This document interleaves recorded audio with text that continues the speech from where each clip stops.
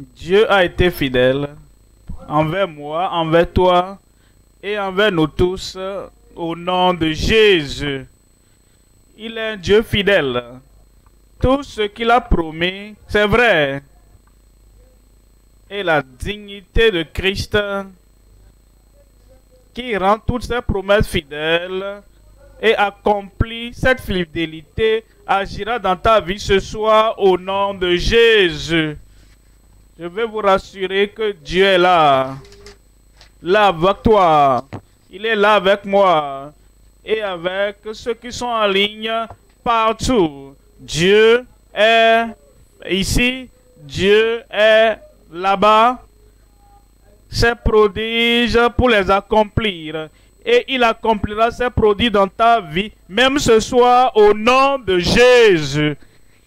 Toute promesse qu'il t'a faite, toute parole qu'il a déclarée, toute prophétie qu'il a déclarée, sa puissance, sa fidélité, sa bonté vont supporter toutes choses.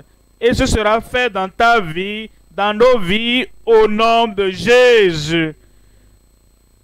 Prodige dans ta vie, le prodige du salut, le prodige de la guérison, le prodige de la délivrance, le prodige de sa parole, de sa promesse accomplie dans ta vie au nom de Jésus. Nous sommes dans le livre de Daniel. Nous avons vu le chapitre 1, le chapitre 2, le chapitre 3, chapitre 4. Maintenant, nous sommes dans le chapitre 5. Et comme nous voyons le chapitre 5, Dieu a une parole. Et quand il déclarera la parole, il tient pas cette parole pour l'accomplir. Et la parole de Dieu te sera déclarée ce soir. Et la parole sera accomplie dans ta vie au nom de Jésus. Donnez-moi un bon amen. Père, nous te remercions ce soir, nous bénissons ton nom. Oh, quel Dieu glorieux es-tu. Un grand Dieu que tu es.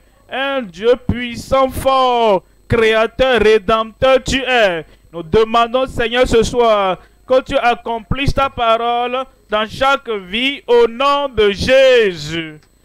Tes prodiges, accomplis-les. Tes prodiges dans chaque vie, les jeunes, les vieux, les hommes et les femmes, ceux qui sont ici, ceux qui sont partout. Nous prions que ta parole de prodige vienne sur chacun ce soir au nom de Jésus. Touche chacun, transforme chacun et fais des prodiges dans chaque vie, même ce jour, par la manifestation de ta puissance au nom de Jésus. Nous te remercions parce que nous savons que tu as exaucé. Au nom de Jésus, nous prions.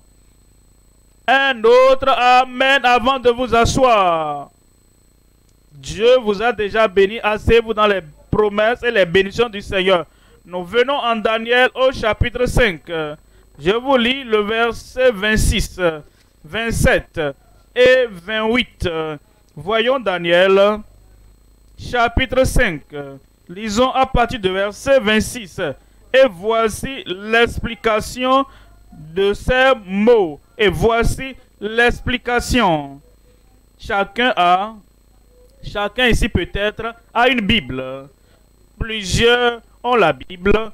Et comme l'unique éthiopien nous lisons, Philippe vient et il dit, est-ce que tu comprends ce que tu lis? Et il dit, comment comprendrai-je si quelqu'un ne me guide? Nous avons besoin de l'interprétation. Nous avons besoin de révélation. Nous avons besoin de l'application de la parole de Dieu. Ce n'était pas seulement Belchassar qui a vu l'écrit au mur, l'écriture au mur, mais il ne pouvait pas comprendre tout ce qui était là, dans ce festin, dans cette salle. Aucun d'entre eux n'a compris. Et non seulement eux, mais nous également. Notre écriture peut ne pas être au mur. Notre écrit peut-être c'est dans les écritures, c'est dans le livre de Dieu. Et Philippe nous demande, le prédicateur nous demande, est-ce que tu comprends ce que tu lis, comment puis-je comprendre si quelqu'un un enseignant, un prédicateur, un pasteur ou un évangéliste, un interprète de la parole ne m'explique pas la parole. C'est pourquoi nous sommes là, pour que tu puisses avoir l'interprétation appropriée de la parole. Voici l'explication qui a été tracée. Comptez, comptez, comptez. Dieu a compté ton règne. Et il a mis fin, verset 27, peser. Tu as été pesé dans la balance et tu as été trouvé léger. Tu as été trouvé léger. Il a été placé sur la balance, pesé sur la balance. Il ne parle pas de la balance qui nous dit, qui nous donne notre poids. L'eau là-bas, le mètre là-bas, le poids là-bas, tout combiné. Et alors que nous ayons moins de poids ou plus de poids, ou nous soyons obèses, ne parlons pas de cette balance. Il pèse ses actions, il pèse sa vie, il pèse tout ce qu'il a fait, tout ce qu'il était et tout ce qu'il faisait en ce moment. Il a été pesé et trouvé léger. Pesé et trouvé léger. Pesé et trouvé indigne. Lorsque Dieu pèse chacun de nous, soit nous sommes légers ou nous sommes dignes. Enoch a été pesé et trouvé digne. Noé a été pesé et dans la balance de Dieu, il a été trouvé digne. C'est comme ça Enoch a été enlevé, amené au ciel, parce qu'il n'était pas léger. Voilà pourquoi Dieu a donné l'arche du salut à Noé, parce que Noé a été pesé et trouvé digne. Abel, Abraham, Moïse, Josué et Samuel, ils ont été pesés et ils ont été trouvés dignes. Maintenant, tu viens aux gens de la Nouvelle Alliance, ceux du Nouveau Testament, ils avaient été pesés.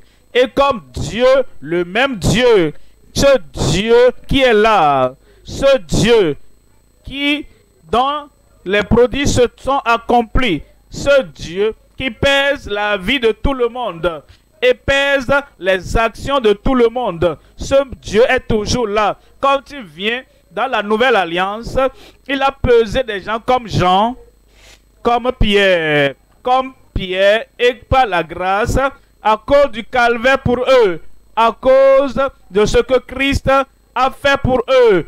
Christ est devenu leur sauveur, leur substitut. Il est devenu leur sacrifice final. Et peu importe ce qui est dans leur vie, Christ a pourvu. Et ils sont passés d'être les... C'est ce que Dieu peut faire pour toi aujourd'hui. Lorsqu'il te pèse et tu te connectes au Rédempteur, à ton substitut, alors à cause de lui, tu seras trouvé digne. Et il va te trouver digne. J'ai dit, il va te trouver digne. Digne de son salut. Digne de sa justice. Digne de sa grâce et de sa bonté dans ta vie. Les autres, ceux qui pensaient que eux-mêmes, ils pourraient être dignes. Non, ça ne se passe pas comme ça. Seul sans Christ, seul sans la conversion, seul sans l'Esprit de Dieu, seul sans l'aide et le soutien de Dieu, comme Belchassar, tu seras pesé et trouvé. Et Christ met sa justice, sa rédemption, son pardon, son salut dans ta vie. Alors, avec Christ, Christ en toi et toi en Christ, tu es pesé et tu es trouvé digne. Ce soit le message. Tout homme pesé par le Dieu Tout-Puissant, par le Tout-Puissant, trouvé léger ou trouvé digne. De quel côté seras-tu?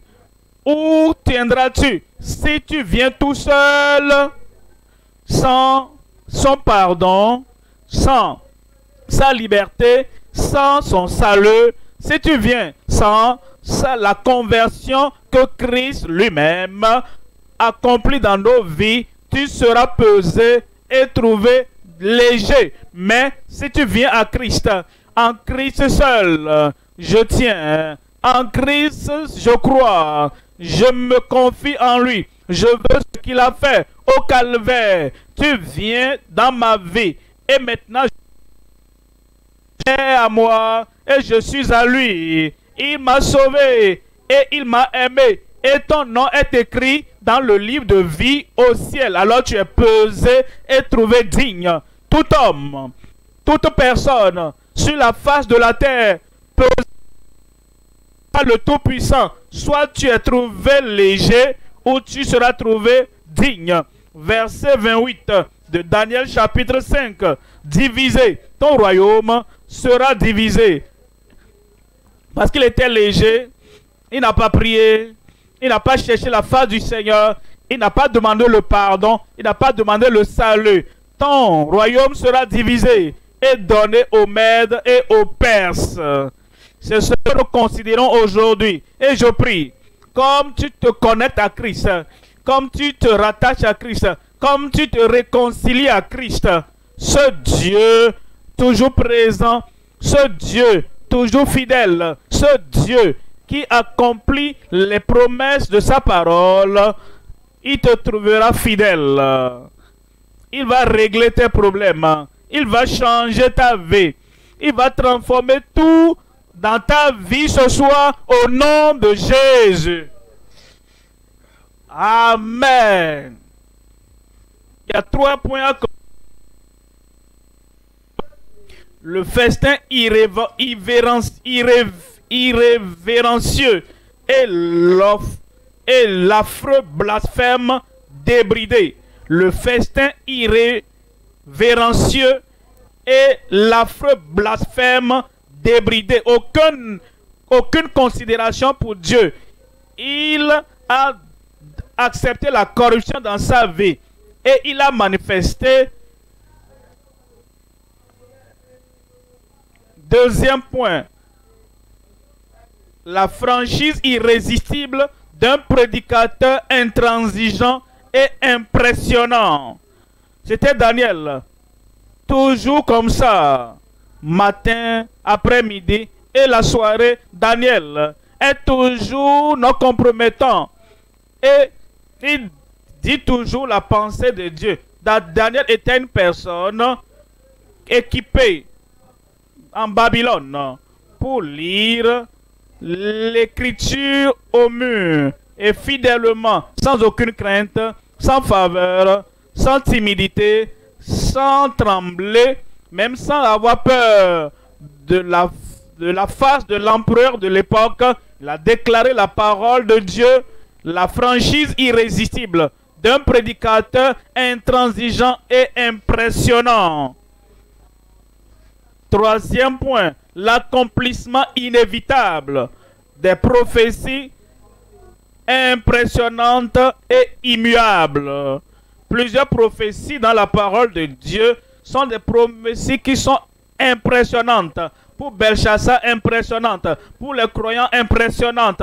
Pour toi ce soir, les bénédictions de Dieu, les promesses de Dieu sont impressionnantes. Et ces prophéties et ces promesses et ces déclarations et ces déclarations de Dieu sont impressionnantes, inchangeables, immuables. Et dès qu'elles sont déclarées et tu crois que tu acceptes, les promesses de Dieu seront oui et amen dans ta vie ce soir au nom de Jésus. Amen. Premier point maintenant, le festin irrévérencieux et l'affreux blasphème débridé. Pourquoi est-ce que nous considérons cela?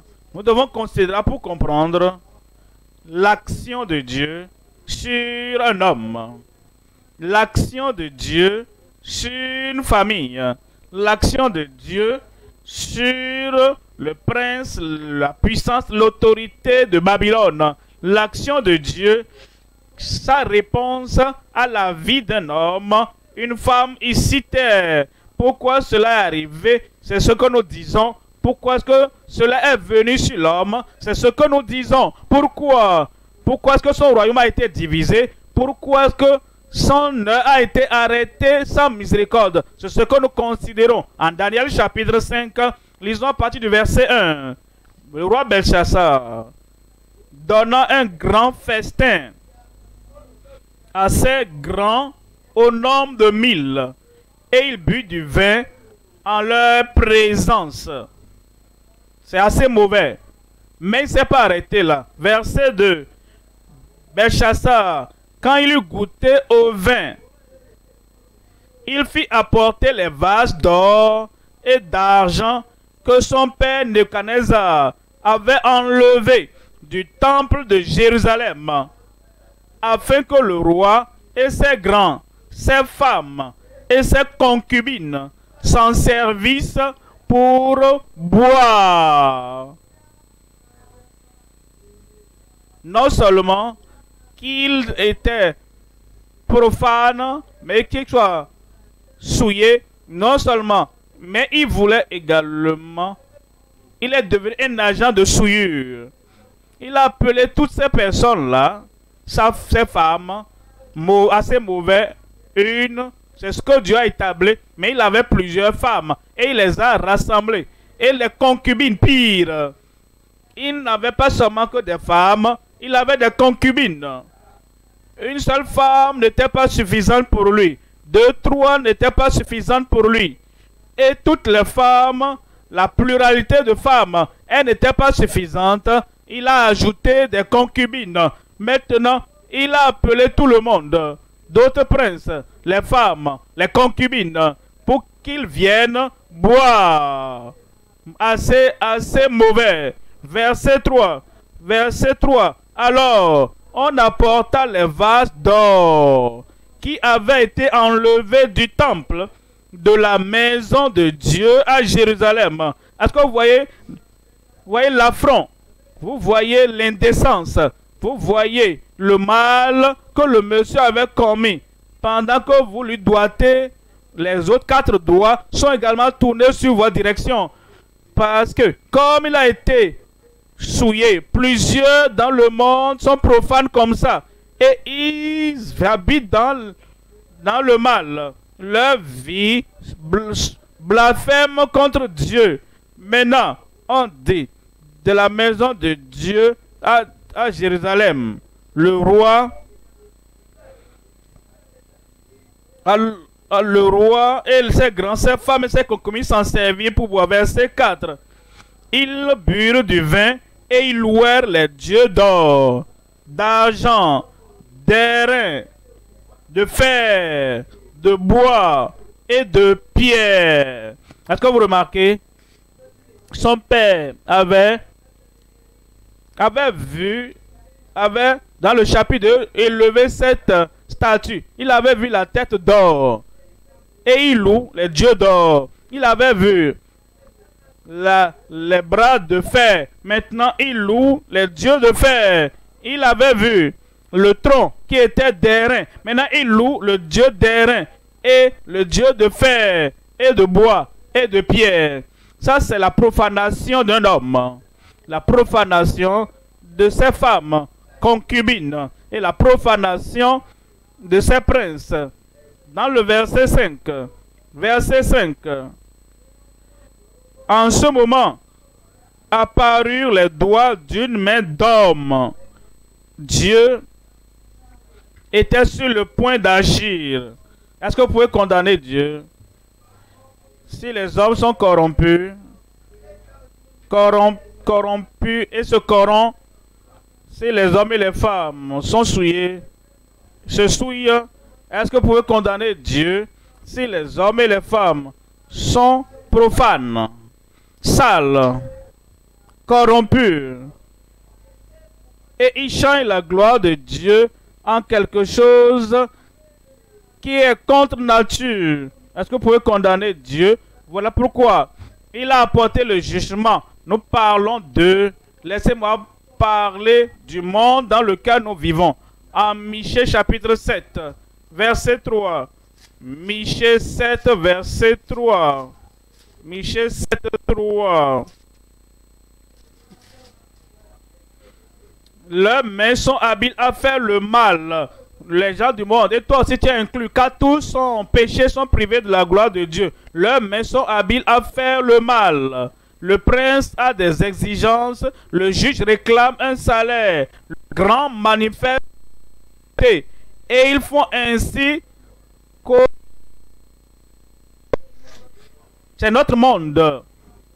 Et c'est la condition de toute personne dans le monde. Ils sont souillés et se souillent.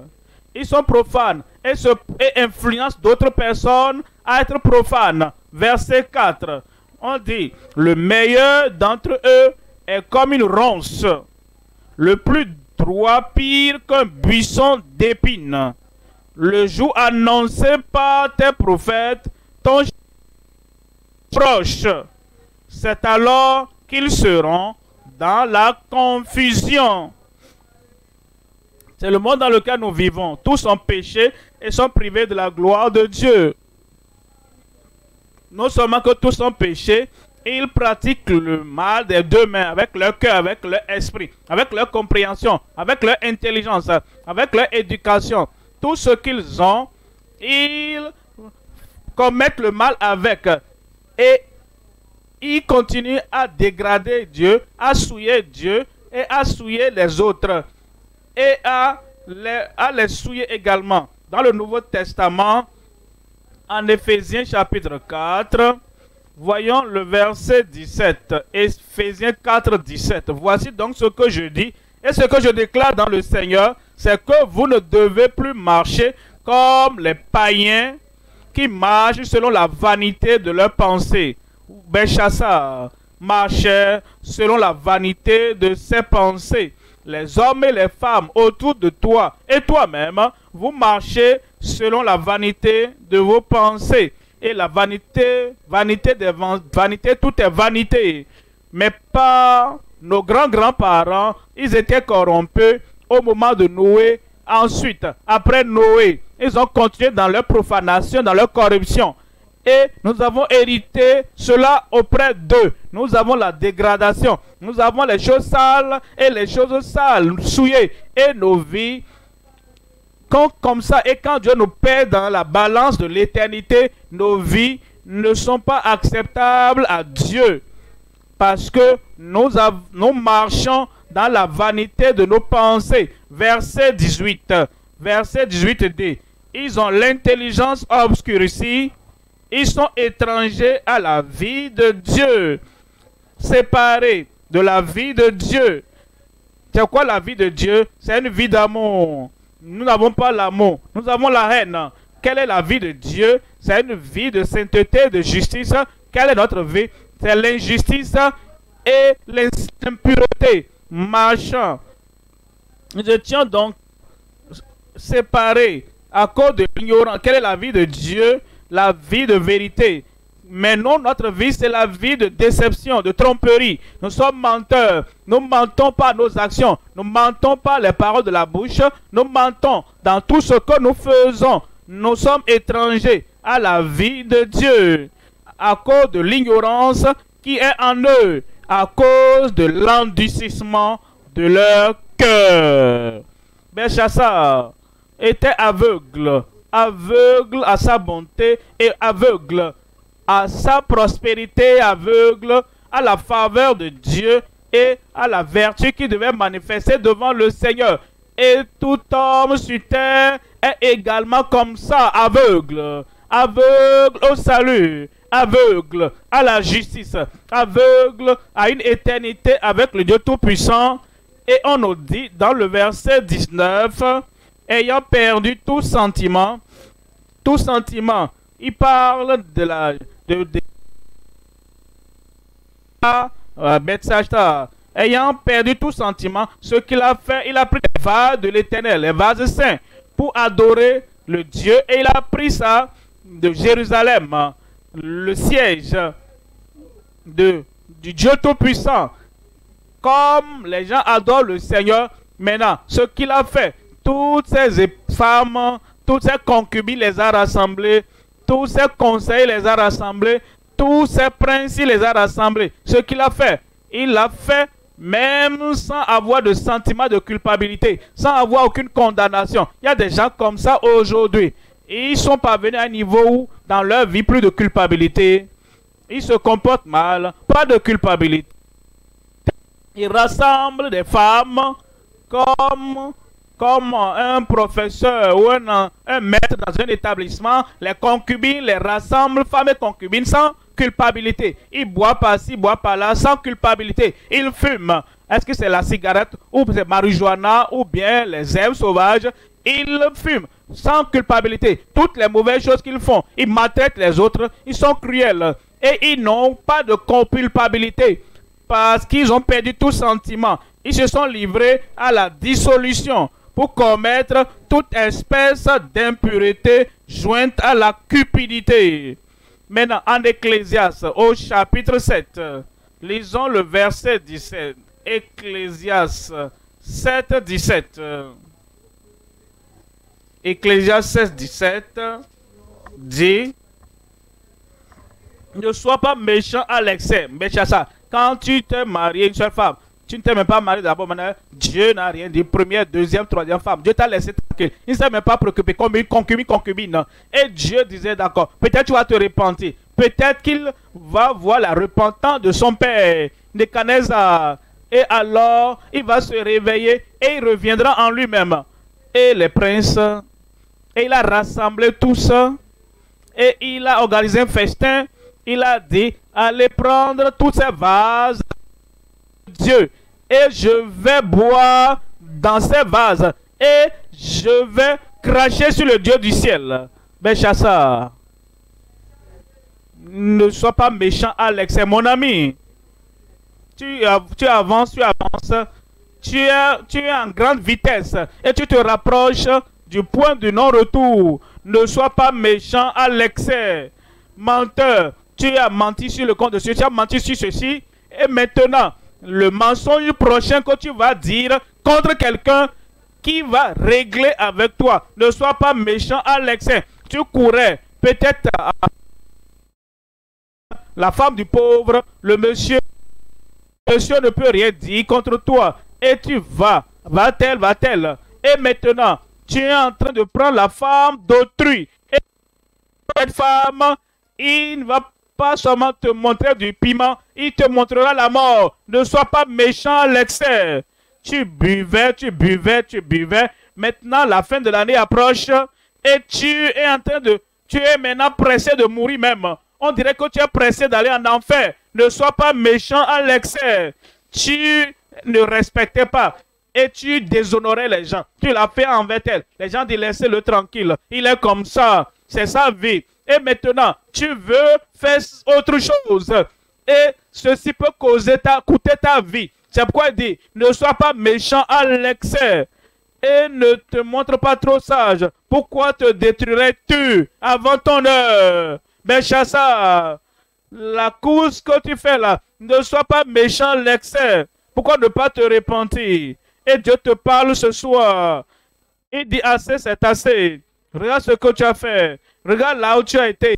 Regarde ce que ta vie est devenue. Ne sois pas méchant à l'excès. Arrête. Fais demi-tour. Repends-toi. Et lève les mains. Et dis Seigneur, je m'abandonne. Mais si après tout ce que tu as entendu, tout ce que tu as vu, tu continues et tu évolues, la voie du pécheur est glissante. Et tu peux te coucher comme ça, quelqu'un viendra derrière toi, va te passer dessus et t'es parti. Et où passeras-tu l'éternité? Ne sois pas méchant à l'excès et ne sois pas insensé. Pourquoi mourrais-tu avant ton temps? Ça, c'est Béchassa. Et ce sont là les incroyants aujourd'hui et la vie qu'ils mènent. Et aujourd'hui, voyez comment tu évoluais. Le festin irrévérencieux et l'affreux blasphème débridé. Deuxième point, il a vu l'écriture au mur. avec toute l'éducation de Babylone et avec tout le développement et la civilisation de Babylone à l'époque, l'homme ne pouvait pas lire l'écriture parce qu'il n'était pas un enfant de Dieu et c'est l'écriture de Dieu et vous ne pouvez pas lire l'écriture et le langage du ciel ici-bas puisque vous n'avez pas l'Esprit de Dieu pour vous interpréter cela. Et finalement, quand cette main est apparue et il a vu l'écriture, il a compris parce qu'il a vu la main. Il a vu simplement la main qui écrivait. Il n'a pas vu le reste du corps qui tenait cette main. Et elle a écrit, elle a écrit, elle a écrit. Et après, le goût de l'alcool a disparu. Le plaisir et le désir pour les femmes et les prostituées et les concubines, tout le plaisir tout a disparu. Il a commencé à trembler. Il a commencé à trembloter. Et il voulait un interprète. Et tous les magiciens n'ont pas pu lire. Ils ont essayé. Ils ont fait un effort. C'est ce qu'ils font toujours. Ils se mettent dans un langage religieux, dans une atmosphère religieuse, et ils font leurs manœuvres, mais ils ne pouvaient rien lire. Ils n'ont pas compris l'écriture. Ils n'ont pas compris ce qui était écrit au mur, jusqu'à ce que la reine vienne et dise, Belchassar, il y a quelqu'un dans le royaume. Il avait l'habitude d'interpréter pour ton père, Nebuchadnezzar. Et son interprétation a apporté la repentance. Et son interprétation était toujours véridique et factuelle et directe. Appelle Daniel. Et on l'a appelé Daniel. Et comme on a appelé Daniel, l'homme, il promettait, il va te donner ceci, il va te donner cela. Si tu m'interprètes bien. Voyons Daniel chapitre 5, verset 10. La reine, à cause des paroles du roi et de ses grands, entra dans la salle du festin et prit ainsi la parole et au roi, vis éternellement. C'est ce qu'ils disent toujours, vis éternellement. L'homme est mort cette nuit même là, est mort cette nuit même. Ô roi, vis éternellement, que tes pensées ne te troublent pas et que ton visage ne change pas de couleur. Verset 11. Verset 11, il y a dans ton royaume un homme qui a, que ce serait merveilleux qu'on pouvait te doiter. Si tu es un vrai croyant, tu étais un croyant au moment de Nebuchadnezzar. Tu étais un croyant dans le régime du gouvernement qui est passé. Et maintenant, aujourd'hui, tu n'as pas rétrogradé, tu n'as pas compromis, tu n'es pas devenu craintif, tu n'es pas devenu timide. Tu es toujours l'homme que tu étais. Avec le salut de Dieu, avec la sainteté, la pureté de Dieu et avec l'esprit de non-compromission qu'un enfant de Dieu devrait retenir. Tu es toujours le chrétien pratique positif, le prédicateur positif que tu étais. Il y a donc un homme. Est-ce qu'on peut dire cela à de toi? Ou bien que tu as compromis? Est-ce que tu as succombé? Est-ce que tu t'es soumis? Tes droits, tes responsabilités et ton esprit et ta ferveur et ta droiture. Est-ce que tu as fléchi devant eux? Et le système du monde s'est emparé de toi. Et maintenant, tu n'arrives plus à tenir. Tu titubes, tu as peur, tu es timide, tu n'arrives même plus à ouvrir la bouche pour déclarer la vérité. Maintenant, tu es un chrétien de dimanche, lundi, mardi, mercredi, jeudi, vendredi, samedi. Tu fais partie du monde. Mais Daniel, il y a un homme dans ton royaume, un homme qui a en lui l'esprit des dieux saints. Et du temps de ton père, on trouva chez lui des lumières, de l'intelligence et une sagesse semblable à la sagesse de Dieu. Aussi, le roi Nebuchadnezzar, ton père, le roi ton père, l'établit chef des magiciens, des astrologues, des chaldéens, des devins. verset 12, parce qu'on trouva chez lui, chez Daniel, nommé par le roi Belchassar, un esprit supérieur. Oh, le type d'esprit qui vient dans sa vie, un esprit supérieur excellent. Quand quelqu'un est sanctifié et est rendu saint, et il donne sa vie, il donne volontairement sa vie au Seigneur, sans réserve, il a l'esprit supérieur excellent. Quand quelqu'un sauvé, sanctifié, baptisé dans le Saint-Esprit, il a la puissance pour déclarer la vérité partout et n'importe où. Un esprit supérieur était trouvé en lui. Quel type d'esprit as-tu? Est-ce que tu as l'esprit excellent qui dit, qui fait des choses excellentes? Est-ce que tu es vraiment né de nouveau? Est-ce que tu es vraiment un enfant de Dieu? Et partout tu vas, partout tu tiens, est-ce que tu as cet esprit supérieur, excellent? Alors il dit, un esprit supérieur de la science et de l'intelligence, la faculté d'interpréter les songes, d'expliquer les énigmes et de résoudre les questions difficiles, de résoudre, de découvrir, de révéler les questions difficiles,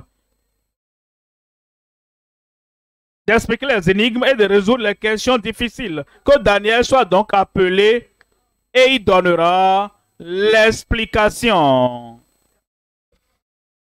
Que Daniel soit donc appelé et il donnera l'explication. Alors Daniel fut appelé et il a dit au roi, garde tes cadeaux, tes dons, mais je vais te donner l'explication. Nous avons besoin des interprètes fidèles dans nos églises. Nous avons besoin des prédicateurs fidèles dans nos églises qui diront aux pécheurs ce que Dieu a dit. À la fin, nous n'avons pas besoin des motivateurs, nous n'avons pas besoin des menteurs sur le pupitre, nous n'avons pas besoin des gens qui vont venir caresser les pécheurs par le dos sur le pupitre. Nous n'avons pas besoin des divertisseurs au pupitre. Nous avons besoin des prédicateurs, des interprètes, des évangélistes qui vont dire la vérité. Et la vérité est que nous n'avons pas besoin des gens qui vont faire rire les pécheurs, rire leur vie jusqu'à aller en enfer. Nous avons besoin des gens qui vont tenir maintenant. Que Daniel soit donc appelé et il donnera l'explication. Alors, Daniel fut introduit et il est devenu la lumière. J'ai dit, tu seras la lumière. Amen. N'aimes-tu pas la vérité? Si tu aimes la vérité, lève la main, je vais voir. Est-ce que tu veux de divertissement? J'ai dit, est-ce que toi tu veux divertissement? Non. Si nous voulons être sauvés, nous avons besoin de l'interprétation. Si nous voulons avoir l'accomplissement des promesses de Dieu, nous avons besoin de l'interprétation appropriée de la parole de Dieu. C'est pourquoi nous avons la croisade, l'évangile pour toute la création. Nous ne sommes pas là pour divertir les soulards, pour divertir les fumeurs. Nous ne sommes pas là pour divertir ceux qui cherchent les femmes. Nous ne sommes pas là pour pour divertir les adultères, ceux-là qui sont sur la voie de l'enfer. Nous sommes venus ici pour les arrêter et pour les ramener, pour leur donner l'interprétation appropriée de la parole, pour les amener à invoquer le Dieu du ciel et pour avoir le salut du Seigneur. Tu auras le salut du Seigneur. Moi, dis-je, moi, j'aurai le salut du Seigneur. Que cela soit accompli dans ta vie au nom de Jésus. Voyons Éphésiens chapitre 5, verset 5. Éphésiens 5, verset 5. Car, sachez-le bien, aucun impudique, ou impur, ou cupide, Belchassar, impur, ces femmes, ces concubines impures, ces concubines impures, ces conseillers impurs. Et ce que Daniel disait, c'est que tu es pesé dans la balance comme impur. Et aux yeux de Dieu, tu n'es pas digne du ciel. Seul Christ peut te rendre digne. Et ce soir, je prie que tu donnes ta vie au Seigneur et tu seras digne au nom de Jésus. Amen. Ni Cupide, c'est-à-dire idolâtre, ou Cupide, c'est-à-dire idolâtre. Un Cupide, il veut l'argent et il se fait de l'argent et il en fait une idole. Un Cupide, il sait ce que les autres ont. Il veut saisir ce qu'ils ont. Ces choses qu'il cupide, qu'il convoite du moins, deviennent idoles. Mais il veut donc mettre de côté toute la cupidité. Il veut séparer de la compagnie du festin de Belchassar afin que tu puisses aller au ciel à la fin. Ils n'ont aucun héritage, n'a d'héritage dans le royaume de Dieu. Verset 6. Verset 6. Que personne ne vous séduise. Qu'aucun divertisseur ne vous séduise. Qu'aucun menteur de prédicateur ne vous séduise. Il dit, pas de vains discours, car c'est à cause de ces choses que la colère de Dieu vient sur les fils de la rébellion. La conversion viendra pour toi aujourd'hui. Tu ne seras pas un fils de rébellion, mais tu seras une personne qui se détourne et dit, Belchassar, va à ton chemin, je ne te suivrai pas. Alors si tu étais une femme et tu vivais comme Belchassar, tu dois dire, Belchassar, l'éternité est longue et je ne vais pas continuer avec toi. Et elle revient, tu te repens et tu dis, oui Seigneur, je viens à toi de tout mon cœur, de toute mon âme et de toute ma pensée. Ne vous y trompez pas, que personne ne vous séduise, pas de vains discours, car c'est à cause de ces choses que la colère de Dieu vient sur les fils de la rébellion. Je prie que ta vie change. J'ai dit, ta vie va changer.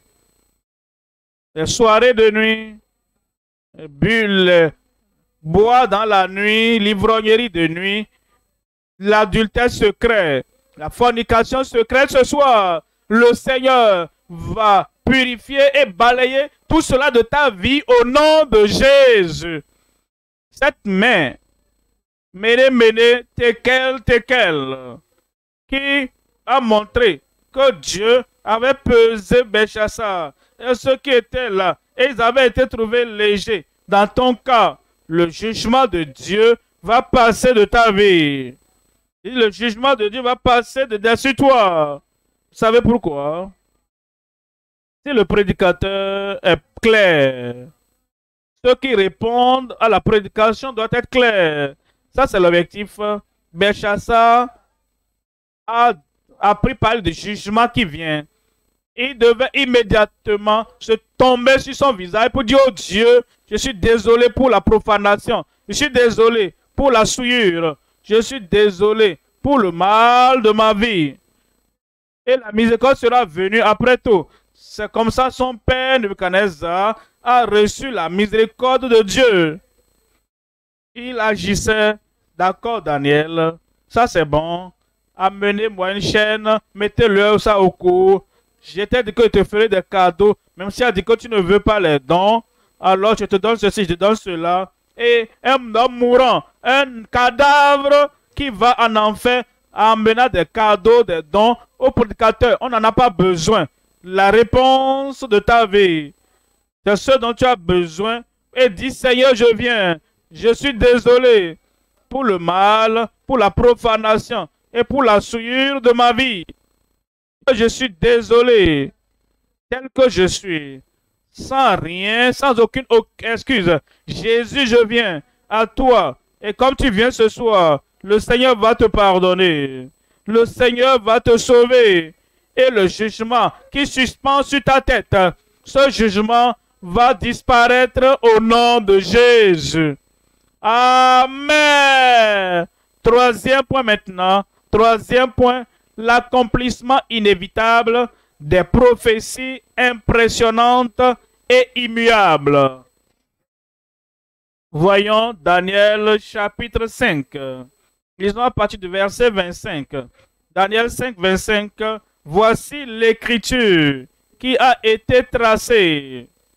comptez, comptez, pesez et divisez.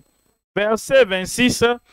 Et voici l'explication de ces mots.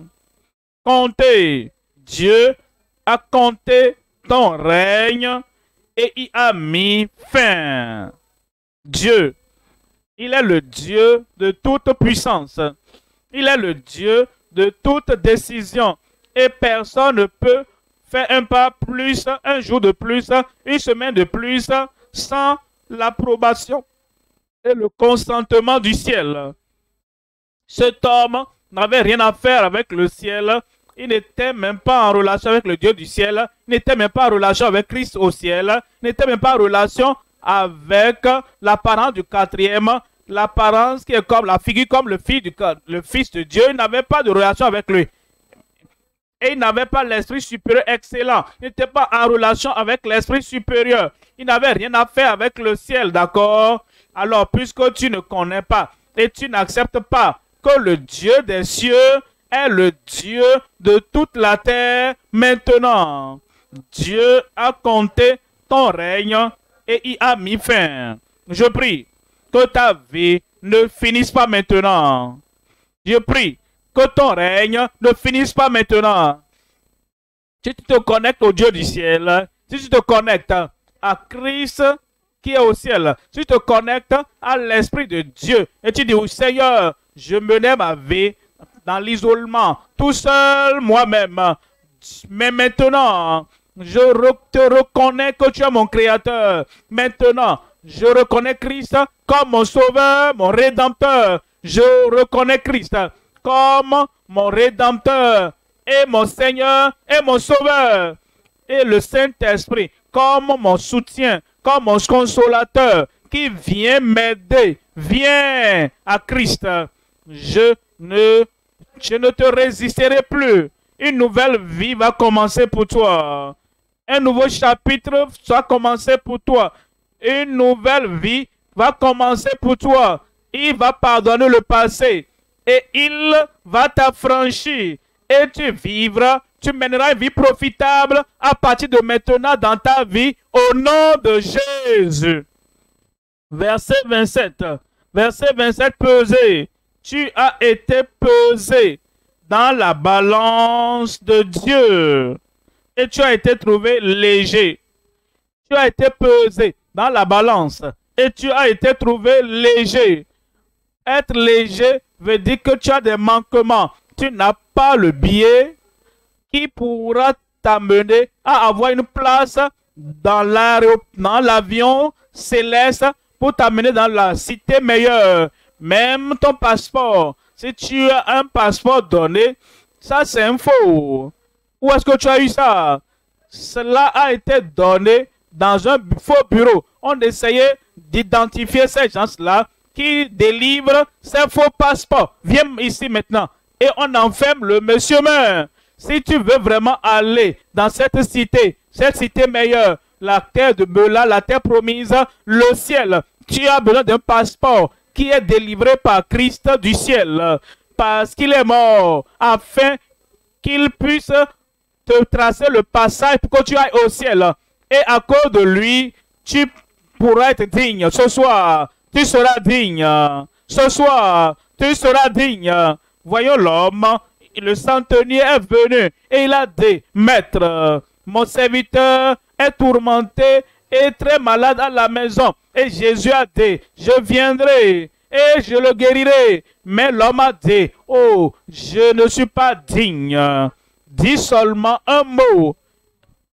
Je suis léger, j'ai des manquements. Mais si tu peux m'accepter, si tu peux me bénir, si tu peux dire ta parole de guérison, et ta parole de salut, et ta parole de pardon, et ta parole de liberté, alors mon serviteur sera guéri. Alors Jésus a dit, je n'ai pas trouvé une aussi grande foi comme celle-là en Israël.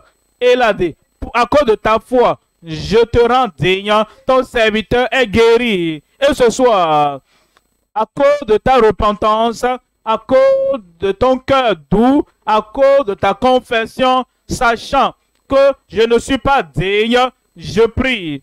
Et comme tu donnes ta vie au Seigneur ce soir, tes péchés seront pardonnés. Tes maladies seront guéries. Il te rendra digne.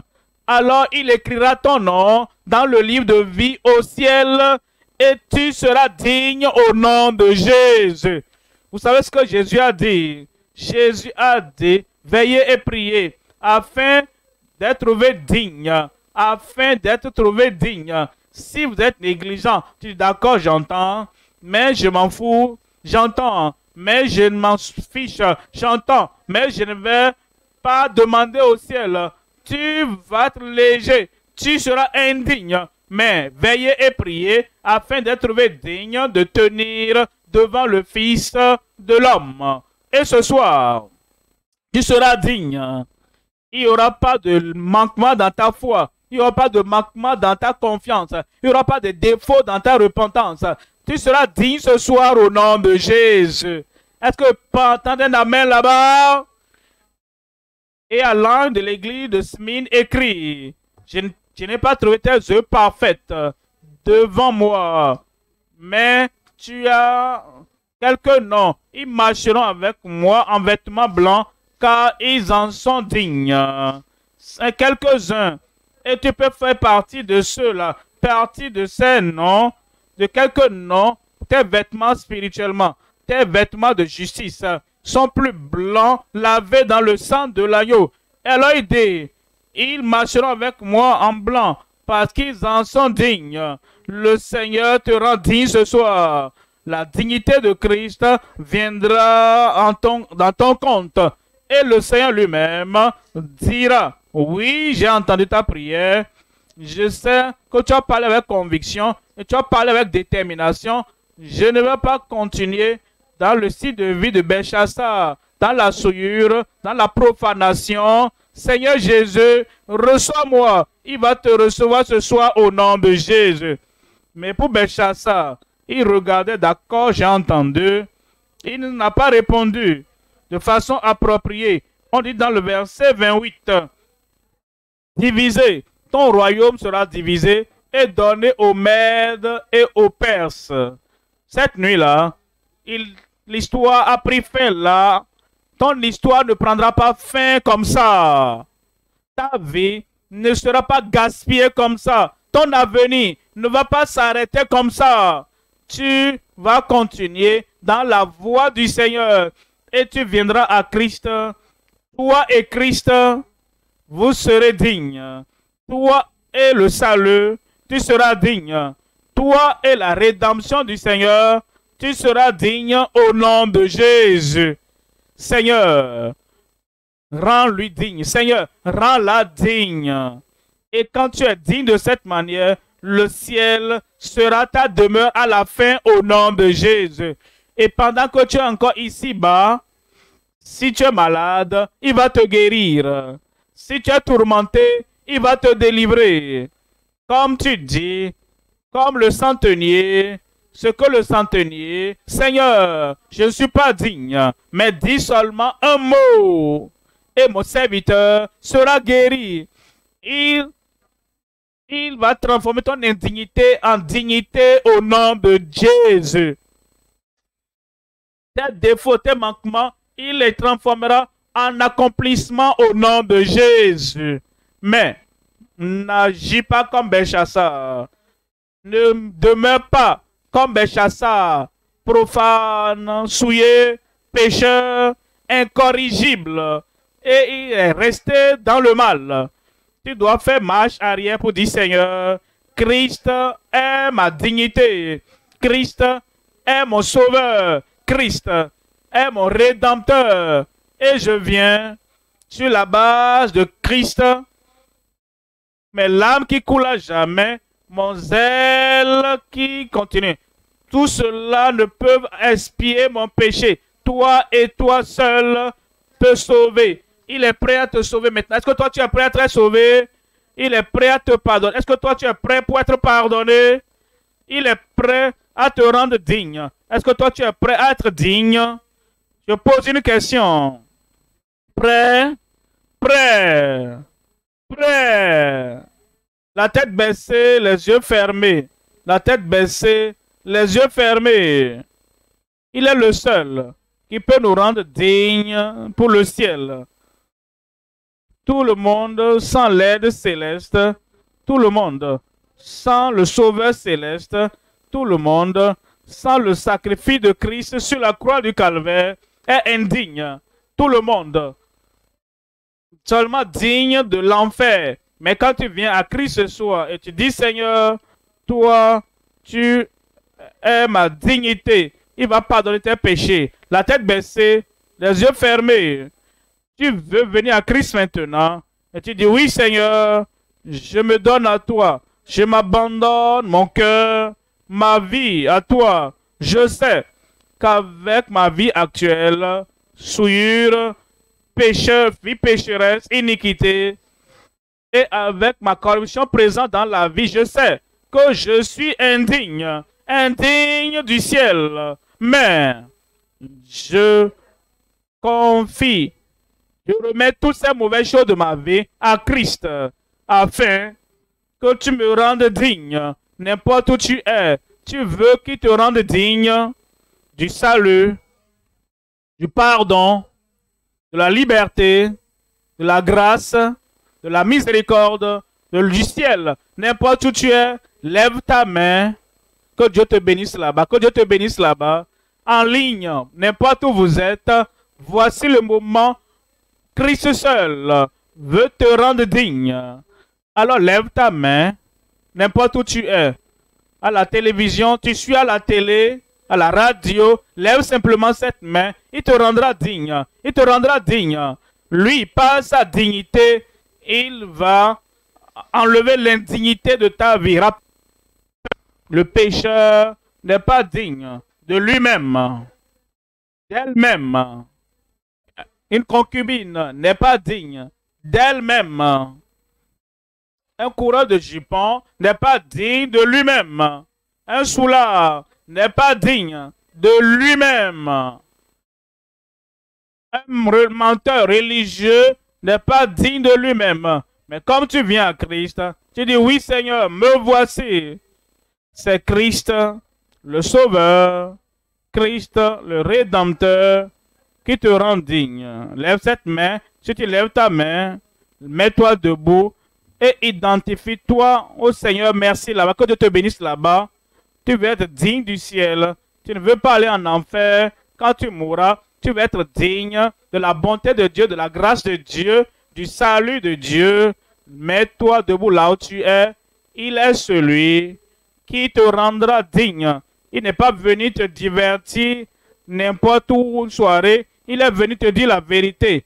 Comment tu peux être digne du salut du Seigneur en te détournant du péché et en croyant au Seigneur Jésus-Christ. Lève ta main et mets-toi debout, mets-toi debout, n'importe où tu es. Et comme tu es là-bas, dis au Seigneur, Seigneur, je me détourne de tout ce qui me rend indigne.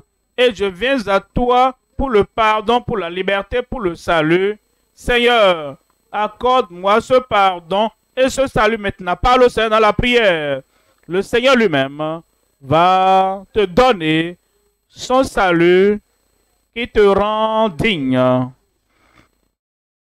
Amen. Amen.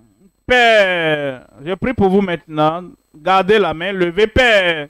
Au nom puissant de Jésus, selon ta promesse, nous savons que tous sont péchés et sont privés de la gloire de Dieu.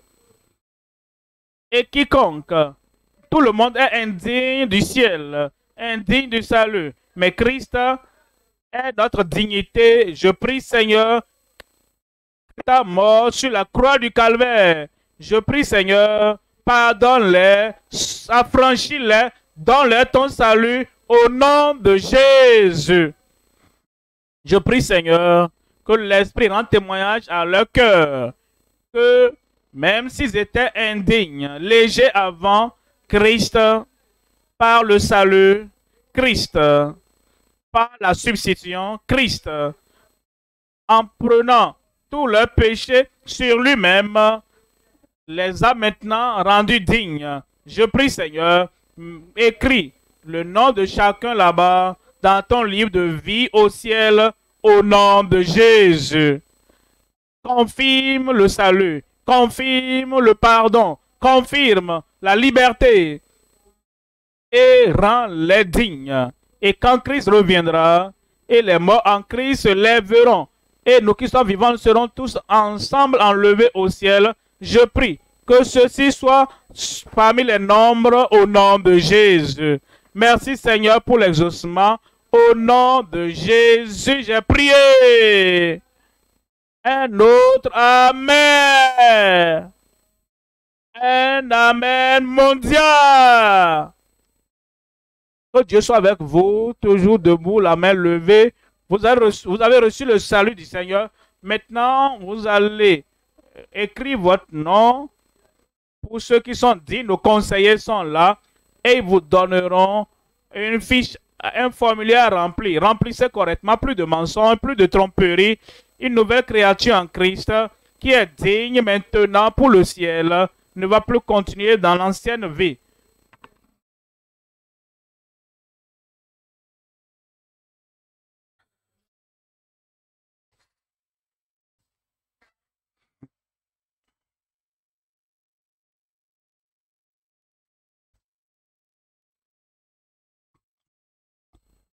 Gloire à Dieu. Alléluia. À Matthieu 8, verset 5. Matthieu 5. Jésus entrait en Capernaum. Alors, un centenier est venu le supplier, plaidant avec lui, lui demandant, verset 6, il dit, Seigneur, mon serviteur couché à la maison et souffrant. Verset 7.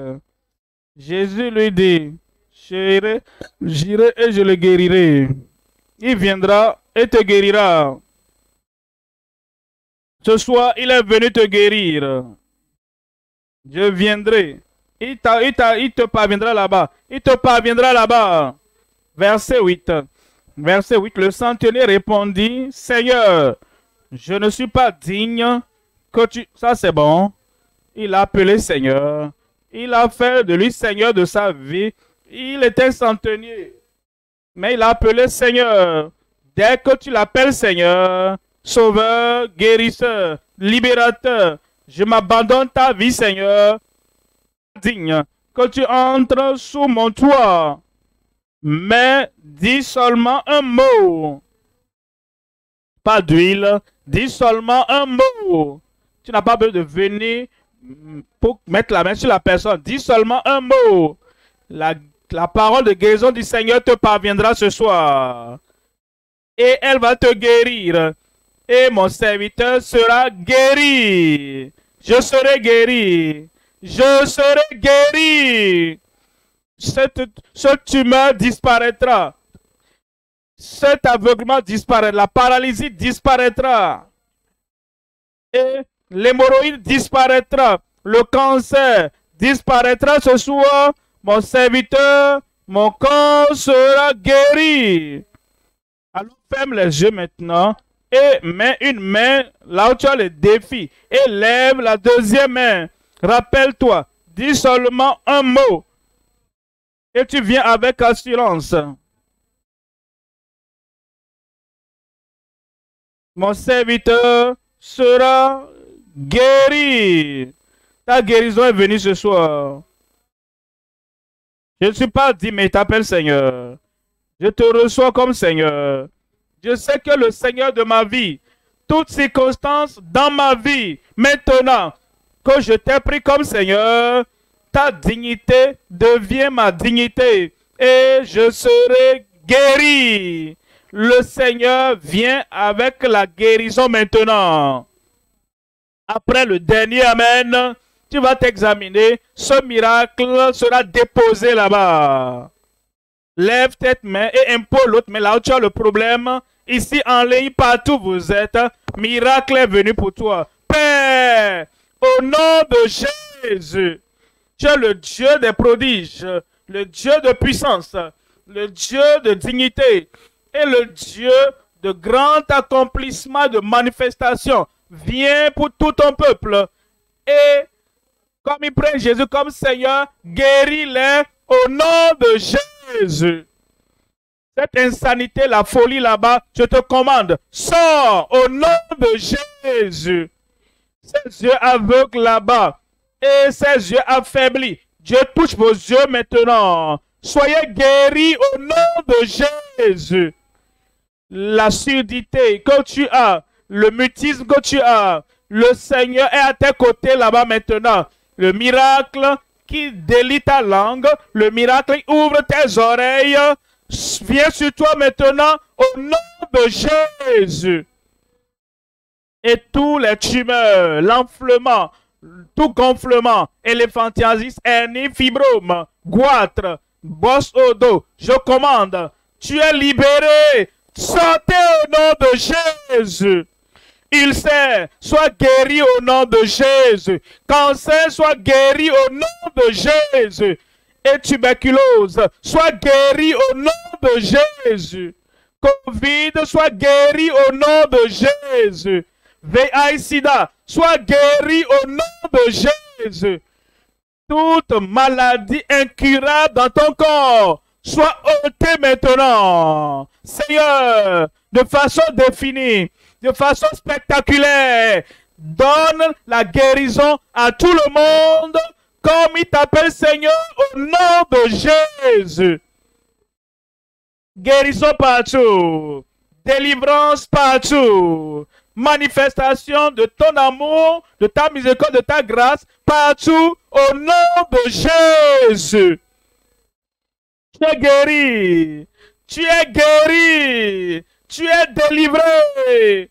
La parole est sortie et la parole t'a guéri. Confirmation dans chaque vie maintenant. Au nom de Jésus, j'ai prié. Examine-toi maintenant. Ton miracle est là maintenant. Ta guérison est là maintenant. Plusieurs miracles ce soir, à droite, à gauche, au milieu, derrière, partout, ici, en ligne. Confirmation dans ta vie.